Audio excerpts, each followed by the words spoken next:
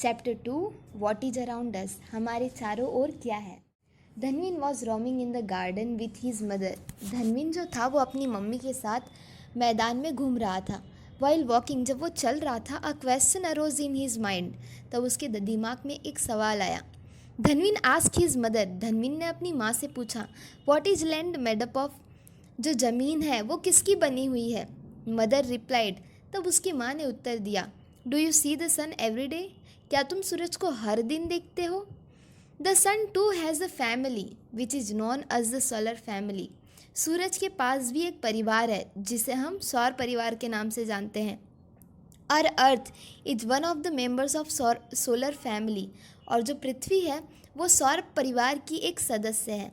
The most important point is that only the earth among all the members. सबसे महत्वपूर्ण बात यह है कि इन सभी सौर परिवार सदस्यों में से अर्थ, पृथ्वी ही एक ऐसा है, has got the suitable temperature, water and air to sustain living beings, जिससे अनुकूल तापमान, पानी और हवा प्राप्त हुई है, जिसकी वजह से यहाँ पर सजीव जो हैं वो जीवित रह सकते हैं।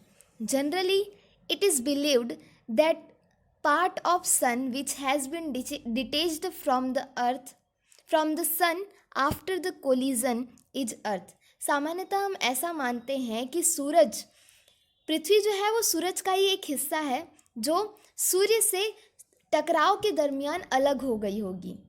At the time of its origin, जब उसका जन्म हो रहा था, it was in the form of fireball.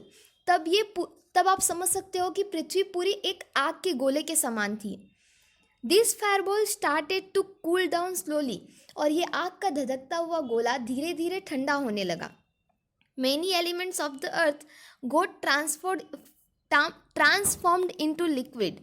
बहुत सारे जो एलिमेंट्स हैं पृथ्वी के वो धीरे धीरे द्रव में रूपांतरित होने लगे। And further into solid form, और फिर बाद में धीरे धीरे ठोस स्वरूप में बदलने लगे। ड्यूरिंग दिस प्रोसेस, इस समय के दरमियान, the element which got transformed into solid, ऐसे एलिमेंट जो ट्रांसफॉर्म हुए किस फॉर्म में, सॉलिड फॉर्म में, ठोस फॉर्म में बदले, उसे हम लिथोस्फीयर के रूप में जानते हैं। The element which got transformed into liquid are known as the hydrosphere. ऐसे एलिमेंट जो बाद में द्रव स्वरूप में रूपांतरित हुए उसे हम जलावरण के नाम से जानते हैं।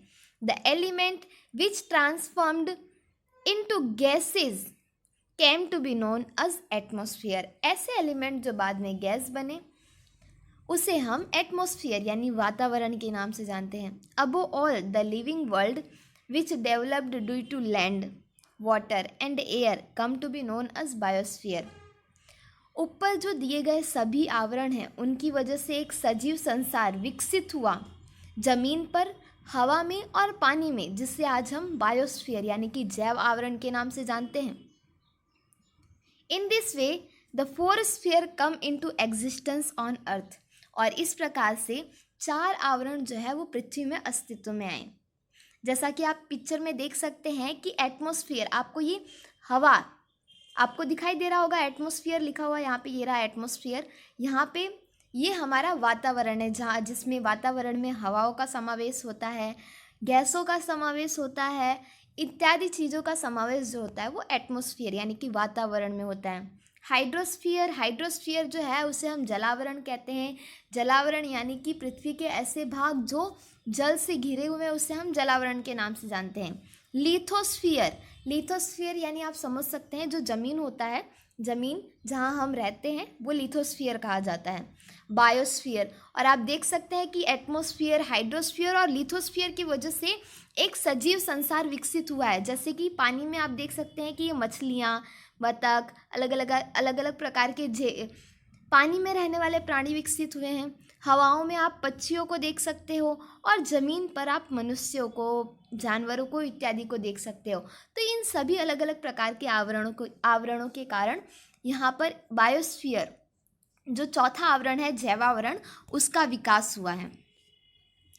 लिथोस्फीयर, अब इन 4 अलग अलग आवरण, लिथोस्फीयर, हाइड्रोस्फीयर, एटमॉस्फेयर और बायोस्फीयर के बारे में हम एकदम विस्तार से जानेंगे। जिसमें सबसे पहला है लिथोस्फीयर, जिसे हम हिंदी में मृदावरण कहते हैं। मृदावरण यानी मृद, भूमि, भूमि से ढका हुआ पृथ्वी का जो भाग है उसे हम भूमि आवरण कहते हैं। The sphere on which we live known as lithosphere, वह आवरण जिस पे हम रहते हैं उससे हम लिथोस्फीयर यानी कि मृदा आवरण के नाम से जानते हैं। लिथो मीन्स रॉक, रॉक यानी चट्टान, पत्थर, एंड स्फेयर मीन्स लेयर। तो लिथो का मतलब जैसे कि मैंने आपको बताया चट्टान या पत्थर होता है, और स्फीयर का मतलब आवरण होता है। Layer of earth is made up of soil and solid materials like rock. जो अर्थ का जो ऊपर का लेयर है, जो ऊपरी सतह है, वो मिट्टी की बनी हुई है और ठोस पदार्थों की बनी हुई है, जैसे कि चट्टान। Approximately 29% of the surface of the earth is covered with lithosphere। लगभग 29% का भारत की पृथ्वी की जो सतह है उसका 29%, लगभग 29% लिथोस्फीयर यानी कि मृदावरण से ढका हुआ है। This layer is almost 64 kilometre to 100 kilometre thick, और ये जो सतह है वो लगभग से 64 किलोमीटर से लेकर के 100 किलोमीटर जितनी मोटी है। The thickness of the lithosphere is not the same everywhere on the अर्थ, और जो चौड़ाई है मृदावरण की वो पृथ्वी पर सभी जगह एक समान नहीं है। Similarly their interior and exterior do not have identical physical features. उसी प्रकार से उसकी पृथ्वी की जो आंतरिक और जो बाह्य सतह है उसमें समान भौतिक विशेषताएं नहीं हैं। इसका मतलब जो ऊपर की सतह है और जो अंदर की सतह है, दोनों ही सतहों की जो भौतिक विशेषताएं हैं वो अलग अलग हैं, एक समान नहीं है। It is mostly made up of substance like soil and rock, और ये जो है ऐसी वस्तुएं जैसे कि मिट्टी और चट्टानों की बनी हुई हैं। Landform like mountain, plateaus, plains and valleys are seen on the lithosphere. मृदावरण पे जमीन का अलग अलग प्रकार का रूप दिखाई देता है, जैसे कि जमीन ही जो है वो पहाड़ के रूप में, पठार, प्लेन यानी कि समतल मैदान, और वैलीज यानी कि घाटी के रूप में हमें दिखाई देती हैं। The temperature increases as we move toward the center of the earth. The molten rock in the interior of the earth are known as magma. जैसे जैसे हम पृथ्वी की सतह से उसके केंद्र की तरफ जाते हैं तो जो टेम्परेचर है अर्थ का, जो तापमान है वो बढ़ने लगता है। The molten rocks in the interior of the earth are known as magma. और जो चट्टानें, पिघली हुई चट्टानें पृथ्वी के अंदर जो है उसे हम मैग्मा के नाम से जानते हैं। There are many gases present in the interior of earth. पृथ्वी के अंदरी सतह में बहुत सारी गैसें उपस्थित हैं। Which rise up with the pressure and heat, जो दबाव और उष्मा के कारण धीरे धीरे ऊपर उठती हैं। But the pressure of rocks of the surface of earth is equally strong. लेकिन जो पृथ्वी की सतह है उसका भी दबाव जो है वो उसके जितना ही मजबूत है। दस balance between the two is maintain, और इसी की वजह से दोनों के बीच का जो सामन्वय है, जो संतुलन है वो बना रहता है। So the crust of the earth does not break, और जिसकी वजह से जो क्रस्ट है, पृथ्वी की जो भूपपड़ी है वो टूटती नहीं है। When the balance between the two is not maintained, the crust breaks and the volcano erupts. जब ये बैलेंस, ये संतुलन जो होता है, दोनों भू सतह और जो गैसों पे दबाव लगता है, उन दोनों का संतुलन जब एक दूसरे को संतुलित नहीं करता है तो जो भूपपड़ी होती है यानी पृथ्वी की सबसे ऊपर की जो सतह होती है वो टूट जाती है एंड वॉल्केनो इरप्ट्स, और तब उसमें से ज्वालामुखी फूटता है। Mummy, how is lithosphere useful for us? अब धनवीन अपनी मम्मी से पूछता है कि मृदावरण जो है वो हमारे लिए कैसे उपयोगी है। Where can we construct our home if the lithosphere is not there? हम अपना घर कहाँ बनाएंगे अगर मृदावरण नहीं होगा तो? Without lithosphere how can we get water to drink? बिना मृदावरण के हम पीने का पानी कहाँ से पाएंगे? एग्रीकल्चर फॉर फूड, खाने के लिए खेती कहाँ करेंगे? Minerals for industries and forest, और वनों को उगाने के लिए तथा उद्योगों को चलाने के लिए जो हमें खनिज चाहिए वो हमें कहाँ से मिलेगा? Draw a picture depicting all the details you observe on lithosphere based on our conversation. अब हमारा जो संवाद हुआ है उसके आधार पर मृदावरण में तुमने क्या क्या देखा है, तुमने क्या क्या अवलोकन किया है, उन सभी चीज़ों का विस्तार से वर्णन कर सके ऐसा चित्र बनाइए। हाइड्रोस्फीयर, अब जो दूसरा आवरण है, पृथ्वी का दूसरा आवरण, उसे हम हाइड्रोस्फीयर यानी कि जलावरण कहते हैं। Now let me talk to you about hydrosphere. अब मैं आपको थोड़ा बहुत हाइड्रोस्फीयर के बारे में बताती हूँ। The hydrosphere is the liquid component of the earth. Hydrosphere जो है, जो जलावरण है, वो पृथ्वी पर रहा हुआ जलीय भाग है। It include the ocean, sea, lakes, ponds, river and streams. ये जो है वो महासागर, समुद्र, तालाब, झील, नदी इत्यादि का समावेश करता है। On the surface of earth the area of water is more than that of land. और पृथ्वी की सतह पे जमीन ने जितना भाग घेरा है उससे अधिक भाग पानी ने घेरा हुआ है। Hydrosphere covers 71% of the earth surface. पृथ्वी की सतह का लगभग 71% भाग जो है वो जलावरण ने घेरा हुआ है।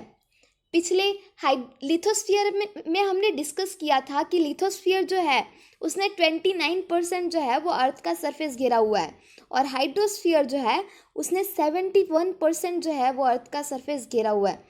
जब आप दोनों को ऐड करोगे तो आपको 100% मिल जाएगा। A water body in hydrosphere that carries a huge amount of water is known as the ocean. अब जो जल निकाय जो है, जलावरण में जो जल निकाय है वो बहुत ही ज़्यादा पानी जो है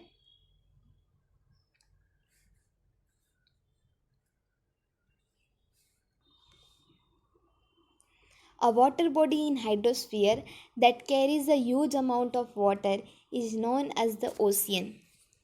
जलावरण का वह जल निकाय जो बहुत अधिक मात्रा में पानी लिए रखता है उसे हम ओशियन यानी कि महासागर के नाम से जानते हैं। These oceans are Pacific Ocean, Atlantic Ocean, Indian Ocean and Arctic Ocean. इन महासागरों में 4 महासागर, पैसिफिक ओशियन, प्रशांत महासागर, Atlantic Ocean, Indian Ocean, Hind महासागर और आर्कटिक ओशियन का समावेश होता है। All this oceans are connected with each other. ये सारे के सारे महासागर जो है ना वो एक दूसरे के साथ जुड़े हुए हैं। The water bodies close to the land are known as sea, bays, strait, gulf, etc. ऐसे जल निकाय जो जमीन पर हैं, जमीन के नज़दीक हैं, उन्हें हम सागर, बेज यानी खाड़ियाँ, स्ट्रेट, गुल्फ यानी खाड़ी इत्यादि के नाम से जानते हैं। The ocean on the earth are huge and deep. पृथ्वी पर जो ओशियन है, जो महासागर है, वो बहुत ही बड़े हैं और बहुत गहरे हैं। Valleys with depth of 10 to 11 kilometre are located at their bottom. और इन महासागरों में 10 से 11 किलोमीटर की गहरी खाड़ियाँ जो है वो उनके तलिए पर स्थित हैं। The ocean bed has similar features like that of the surface of earth. Ocean bed यानी जो महासागर है उसके नीचे का जो तलिया है उसकी विशेषताएं भी अर्थ की सतह की यानी कि पृथ्वी की जो सतह है उसकी विशेषताओं के जैसी ही हैं। It has mountain, plateaus, vast plain, valleys etc. जैसे पृथ्वी की सतह पर हमको पहाड़ दिखाई देते हैं, पठार प्रदेश और मैदान, समतलीय मैदान, खाड़ियाँ दिखाई देती हैं, वैसे ही हमें महासागरों के तलिए पर पहाड़, पठार, बड़े बड़े मैदानी समतल और खाड़ियाँ दिखाई देती हैं। अब धनवीन अपनी मम्मी से पूछता है, mummy how much water will there be in the seas? Since sea water is salty is it useful to us? Mummy सागरों में कितना पानी होगा? अब जो है समुद्र का जो पानी है वो तो नमकीला होता है, क्या वो हमारे लिए उपयोगी है? Yes, ocean contain 97% of total amount of water on the earth. जो ओशियन है यानी कि जो महासागर है वो 97% पृथ्वी पर जितना भी पानी है उसका 97% पानी जो है वो महासागरों में है. Approximately 1/3 of remaining water is trapped in ice caps and glacier. अब जो बचा हुआ पानी है 97% पानी तो महासागरों में है. अब 3% पानी जो है वो बचा, वो उसका 1/3 भाग यानी 1% हिस्सा जो है वो बर्फ और ग्लेशियर यानी कि बर्फ हिम नदी जो है वहाँ पर स्थित है. हिम नदी में जैसे हम हिम नदियाँ जो है वो पोल्स यानी कि ध्रुव, हिमालय और अदर माउंटेन्स अलग अलग पर्वतों पर हमें दिखाई देती हैं. Some water is accumulated in the lakes and some flow in the river. कुछ जो पानी है वो लेक्स यानी कि तालाब में संग्रहित होता है, कुछ जो है वो नदियों में बहता है. And some is stored in the interior of earth as a ground water. और कुछ जो है वो पृथ्वी के अंदर जो है वो ग्राउंड वाटर यानी कि ग्राउंड वाटर के रूप में संग्रहित होता है. The amount of portable water is less. अब जो पीने के लिए एकदम शुद्ध पानी है उसकी मात्रा कम है. Fresh water is precious. अब जो शुद्ध पानी है वो बहुत ही मूल्यवान है. This fresh water is required by living beings for their existence. और ये जो पीने का शुद्ध पानी है, अच्छा पानी, वो जो है वो सजीवों के लिए, उनके अस्तित्व के लिए बहुत ही ज़रूरी है. The moisture for rain which is the main source of fresh water comes from the ocean only. अब फ्रेश वाटर जो है शुद्ध पानी, उसका जो मुख्य स्रोत है वो बरसात के लिए जो नमी है वो है जो हमें ओशियन यानी कि महासागर से ही मिलती है, सिर्फ महासागर से मिलती है. Valuable chemicals, minerals, salt, fishes etc are found in the seas. बहुत ही मूल्यवान रसायन, खनिज, नमक, मछलियाँ इत्यादि जो है वो हमें समुद्र में से मिलती हैं. As we have living organism on the land. जैसा कि हमें ज़मीन पर जो है वो सजीव लोग रहते हैं. In the same way the seas and ocean have aquatic life inside them.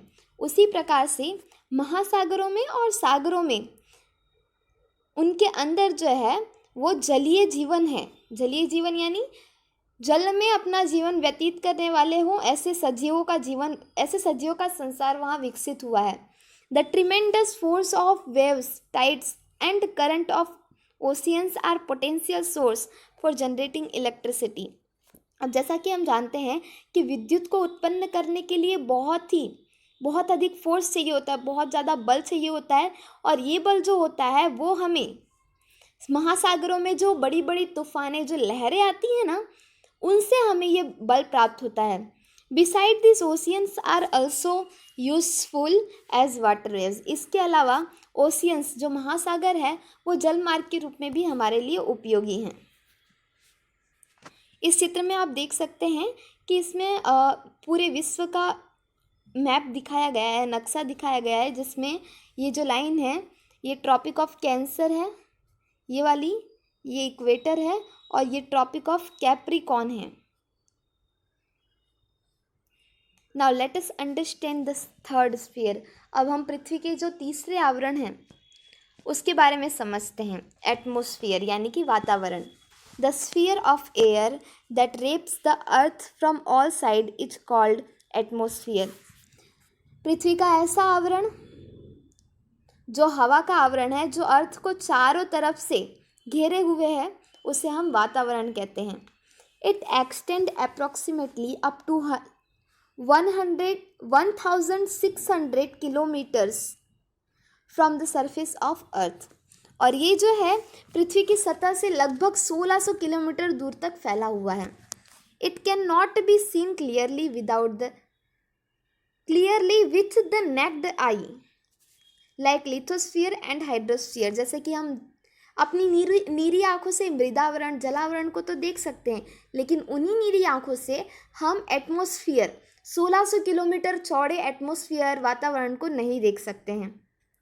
Atmosphere is composed of various gases, water vapor, dust particle, smoke, salt, microorganism etc. और जो हमारा वातावरण है वो अलग अलग प्रकार की गैसें, पानी की जो वाष्प है, डस्ट पार्टिकल्स यानी कचड़े जो हैं, जो सूक्ष्म कचड़े हैं उनसे, स्मोक यानी धुओं से, लवण, माइक्रो ऑर्गेनिज्म यानी सूक्ष्म जीवाणुओं इत्यादि से बने हुए हैं। Atmosphere is colourless, odourless and transparent. जो वातावरण है वो गंधहीन, रंगहीन और पारदर्शी है। Solid, liquid and gaseous elements are included in the atmosphere. ठोस, द्रव और गैसीय तत्व जो हैं उनका समावेश जो होता है वातावरण में होता है। It contain approximately 78% nitrogen, 21% oxygen and 1% other gas. हमारे वातावरण में 78% नाइट्रोजन, 21% ऑक्सीजन और 1% अन्य गैसों का समावेश होता है। When we go higher from the surface of earth, जब हम पृथ्वी की सतह से थोड़ा ऊंचे की तरफ जाते हैं, the amount of the gases in atmosphere decreases, तब गैसों का जो प्रमाण होता है वातावरण में वो धीरे धीरे घटना लगता है। क्यों घटने लगता है देखते हैं। Carbon dioxide gas is heavy. Carbon dioxide gas जो है वो बहुत ही भारी होती है। So it is found more in the lower layer of earth. और इसीलिए भारी होने की वजह से कार्बन डाइऑक्साइड गैस जो है वो पृथ्वी की सतह के निचले आवरण में अधिक प्रमाण में दिखाई देती है। Ozone gas comprises of a very small proportion in the air. अब ओजोन गैस जो है उसका प्रमाण हवा में बहुत ही कम है। This gas absorb the ultraviolet rays from the sun. ये गैस ओजोन गैस जो है वो सूर्य में से आने वाली किरणों में से अल्ट्रावायलेट किरणों का अवशोषण करता है and protect the earth from excessive heat of sun. और सूर्य में से निकलने वाली अधिक गर्मी से, अधिक उष्मा से पृथ्वी को बचाता है। This gas is more in proportion in the morning in the open ground and in the air near the sea। इस गैस का प्रमाण जो है वो हमें सुबह में, खुले मैदान में और समुद्र के पास वाली हवाओं में अधिक प्रमाण में दिखाई देता है। अब ये चित्र में आप देख रहे हैं 78% जो है वो नाइट्रोजन का प्रमाण है। ऑक्सीजन का प्रमाण कितना है 20.99, लगभग आप 21% समझ सकते हैं। और अन्य गैसें 0.98% हैं, लगभग 1% अन्य गैसों का प्रमाण है। ये जो चार्ट है मैं आपको सलाह दूंगी कि आप इसे ज़रूर याद करें। ये बहुत ही आवश्यक है आपके लिए और बहुत ही अनिवार्य रूप से आप इसे ज़रूर याद करें। बहुत ही सरल चार्ट है, आसानी से याद हो जाएगा। Gases like oxygen and nitrogen keep the living creature on the earth alive. गैसें जैसे कि ऑक्सीजन और नाइट्रोजन जो है वो जीवित प्राणियों को पृथ्वी पर जीवित रखने में मदद करती हैं। Nitrogen reduce the intensity of oxygen. Nitrogen जो है वो ऑक्सीजन की घनत्व को, जो उसकी तीव्रता है, उसे कम करता है। Water is the most important component in the atmosphere. और वातावरण में सबसे महत्वपूर्ण घटक जो है वो पानी ही है। Due to heat the water in the form of vapour evaporates. गर्मी की वजह से क्या होता है, पृथ्वी की सतह का जो पानी होता है वो वाष्प के रूप में वाष्पीभूत होता है and mixes with the air which is known as moisture. और फिर वो हवा में जाके मिल जाता है जिसे हम नमी के रूप में जानते हैं। The process of cooling of vapour is called condensation. ये भी काफ़ी इंपॉर्टेंट टर्म है, ठीक है, इसे भी याद कर लें। The process of cooling of vapour is called condensation. अब वाष्प के ठंडे होने की जो क्रिया होती है उसे हम संघनन, कंडेंसेशन यानी संघनन के नाम से जानते हैं। Various forms of moisture like dew, fog, clouds and precipitation are due to condensation.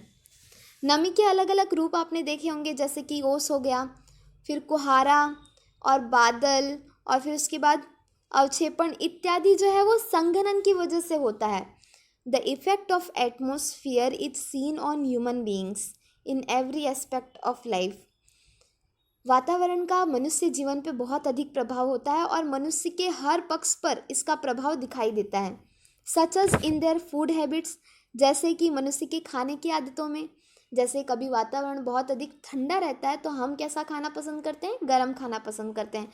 और ठंडी के मौसम में आपने देखा होगा कि हमारा जो वातावरण है वो बहुत अधिक ठंडा रहता है. इन दिनों हमें गरम गरम चीज़ें खाने की इच्छा अधिक होती है.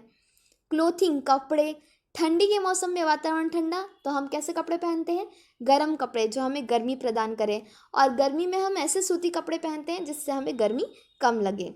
उसके अलावा हमारे हैबिटेट यानी हम जहाँ निवास करते हैं, हाँ, कलर, रंगों पर और इकोनॉमिक एक्टिविटीज़ जैसे कि आर्थिक प्रवृत्तियाँ, उन पर भी बहुत अधिक प्रभाव पड़ता है. जैसे इकोनॉमिक एक्टिविटीज़ में आप देख सकते हैं कि ठंडी के मौसम में हम जो गरम गरम चीज़ वस्तुओं की दुकानें जो आती हैं वो अधिक मतलब उनका आर्थिक आय जो है वो बढ़ जाता है. Many dust particles are seen in the atmosphere. Many dust particles are seen in the atmosphere. बहुत सारे जो छोटे छोटे पार्टिकल्स होते हैं कचरे के, उसे हम वातावरण में देख सकते हैं. Spreading of sunrays are visible due to this particle. और इन्हीं पार्टिकल्स की वजह से, इन्हीं छोटे छोटे सूक्ष्म कणों की वजह से सूर्य किरणों का प्रकीर्णन होता है, यानी वो फैलते हैं.